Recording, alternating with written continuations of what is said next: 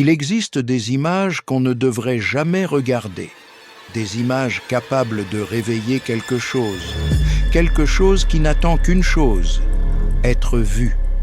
Pause. Cette histoire commence par une maison et se termine par un cauchemar. Ellison Oswalt est un écrivain spécialisé dans les crimes réels. Obsédé par l'idée d'écrire un livre à succès, il décide d'emménager avec sa famille dans une nouvelle maison. Ce qu'il ne dit pas à sa femme, c'est que toute une famille a été assassinée dans cette maison et qu'une fillette a mystérieusement disparu. Dès leur arrivée, une atmosphère pesante s'installe. La maison semble silencieuse, trop silencieuse. Un jour, en fouillant le grenier, Ellison découvre une boîte remplie de vieilles cassettes Super 8. Chacune porte un nom étrange, presque banal. Par curiosité ou par obsession, il décide de les visionner. Les images montrent des familles heureuses, puis, sans prévenir, des meurtres d'une violence glaçante. Ces films ne ressemblent pas à de simples enregistrements.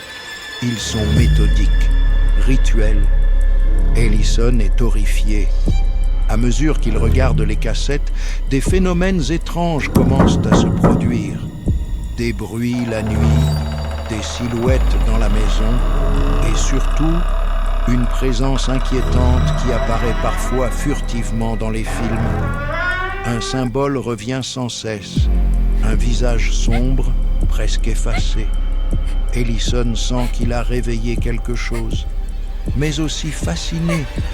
À mesure qu'il regarde les cassettes, des phénomènes étranges commencent à se produire.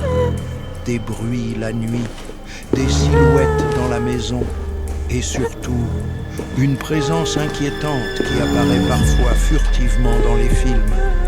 Un symbole revient sans cesse, un visage sombre, presque effacé. Ellison sent qu'il a réveillé quelque chose. Ellison comprend qu'il est en danger. Il tente de détruire les cassettes, de fuir la maison. Mais il est déjà trop tard. Sa fille commence à se comporter de manière étrange. Son fils fait des cauchemars violents. Les dessins d'enfants prennent une tournure inquiétante. Bughuul est entré dans leur vie. Pensant avoir compris le lien entre les meurtres et les maisons, Ellison déménage. Il croit avoir brisé la malédiction. Pour la première fois depuis longtemps, il se sent en sécurité. Mais cette sécurité n'est qu'une illusion. Une nouvelle cassette apparaît. Et cette fois, c'est sa propre famille qui est filmée. Ellison comprend trop tard la vérité. Ce n'est pas la maison qui compte, mais l'enfant. Bughuul n'avait jamais quitté sa famille. Sous l'influence de l'entité, sa fille commet l'irréparable. Ellison devient à son tour un nom de plus dans la série de films maudits. Bughuul gagne encore. Le film se termine comme il a commencé, par des images et par une nouvelle famille. Sinister ne parle pas seulement de démons, il parle de curiosité, d'obsession et du danger de vouloir regarder ce qui devrait rester caché.